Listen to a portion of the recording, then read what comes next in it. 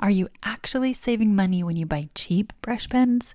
Or are expensive brush pens worth the cost? Here's the thing, not all brush pens are created equal. I'm going to show you the difference between the cheapest brush pens that I've tried and the most expensive brush pen that I've tried, so you can decide if it's actually worth it for you. And before you start getting worried about your budget, don't worry, I have some ideas for you if you need a cheap option that isn't terrible. These first ones are the most expensive pens that I own. Have you tried these? They're the Winsor & Newton watercolor markers, not the brush markers. It's really important that it's the watercolor markers because the brush tip is different. I have a separate video on that. And these are the cheap ones.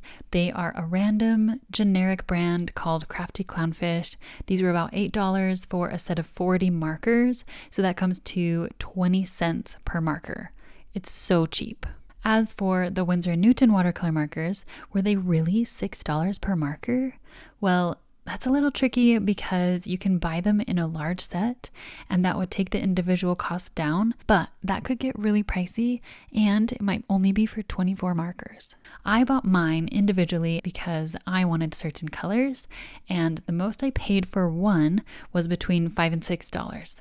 I just did some research for this video to see how much they are right now, and you can get them for $4.62 from Blick. But you have to factor in shipping unless you live near a Blick store, then you could go in the store. But the point is, even if you can find it for as cheap as $4.62, that is still a huge difference from a 20-cent marker.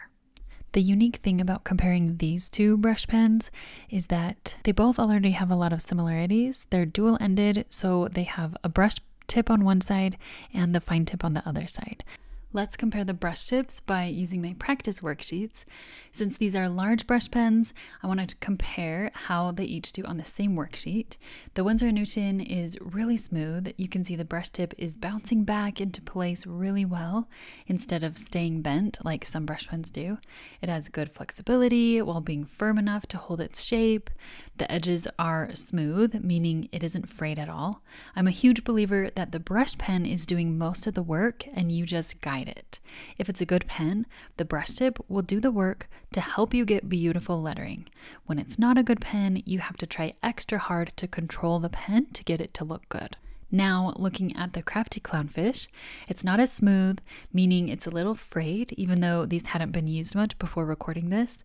The brush tip stays a little bent instead of bouncing back.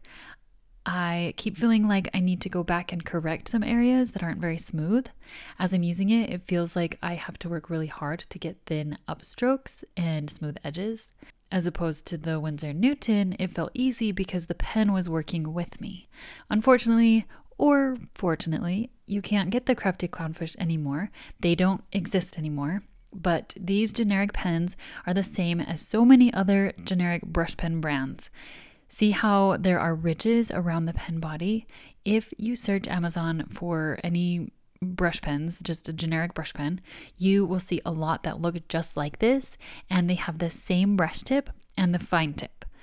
So I'm not telling you to not buy them. I'm just telling you this is what you're going to get with this kind of cheap brush pen. And now let's do uppercase with both before we compare the fine tip sides. The Winsor & Newton have a pigment-based ink instead of a dye-based ink, which means they're going to be light fast, less likely to fade. Winsor & Newton is a very respected brand and they make high quality art materials. So the ink and brush tip is not some generic thing. Yes, it's expensive, but the Winsor & Newton brush tips definitely have a longer life. I've had mine since 2018 and they're still going strong. The fine tip is another story, but we will get to that. Whereas with the Crafty Clownfish, if you watched my original video about them, you'll see as I first started using them, they already felt like they were frayed after the first use, which doesn't make sense at all. Also, they came in a pack of 40, but I found that I don't use that many colors. I usually find the best 10-ish colors and use those over and over again. I have 10 colors of the Winsor & Newton and I haven't needed more than that. But that is me personally. I like having my core rainbow colors and that's all I need for most of what I do. Now, see how the Crafty Clownfish brush tip looks like it's kind of squished and staying bent? Well, now take a look at the Winsor & Newton. The brush tip doesn't look like it's being bent out of shape.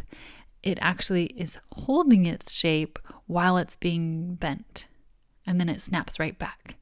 My upstrokes have smooth edges, and I don't have to go back in and redo lines that aren't smooth. That makes a huge difference when you're lettering, and it definitely feels worth it to me to pay a little bit more to get a pen that's going to make you feel good about your lettering. But not all expensive pens are this good, and not all cheap brush pens are this terrible. I'm going to show you my favorite cheap brush pens, but first let's compare the fine tips of these pens.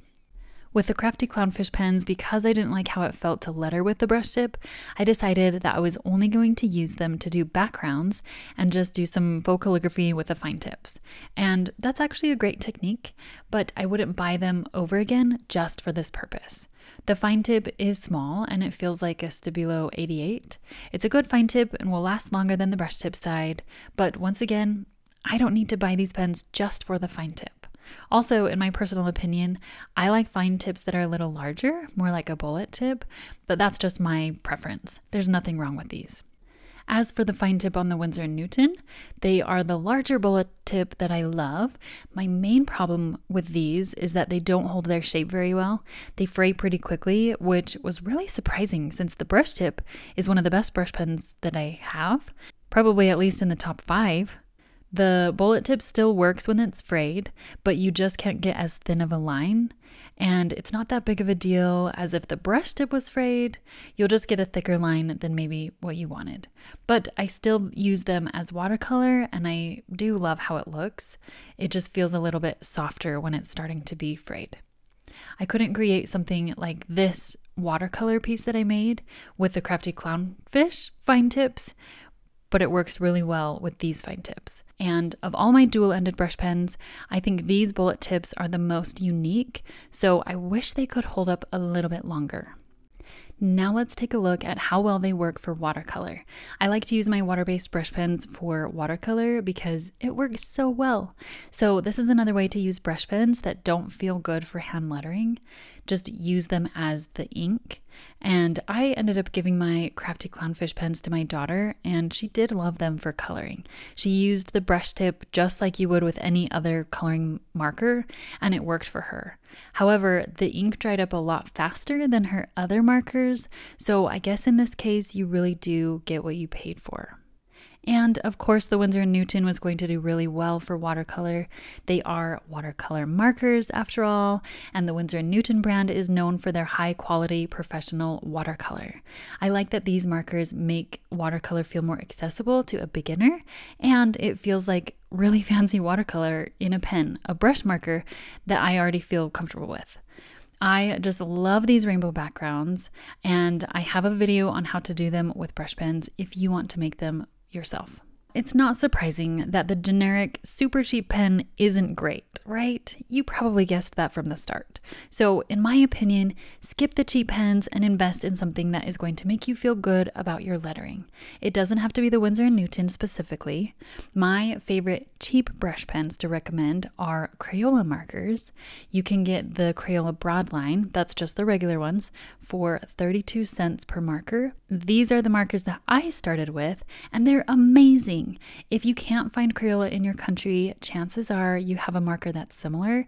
It's just a squishy kid marker. I have a video comparing Crayola markers to ones in other countries, so take a look at that if you need it. If you don't like the Crayola Broadline, you might also try the Crayola Super Tips. You can get them for 21 cents per marker, and that's the closest we've come to matching the price of the 20-cent Crafty Clownfish.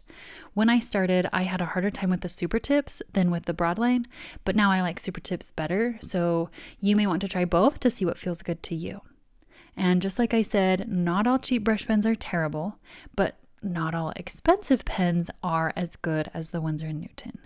If you feel overwhelmed by all the different brush pens out there, check out this video next where I lay out all of it for you with 5 different types of pens that you need to know and the ones that are actually worth it and that I use over and over and I recommend over and over. I'll see you there.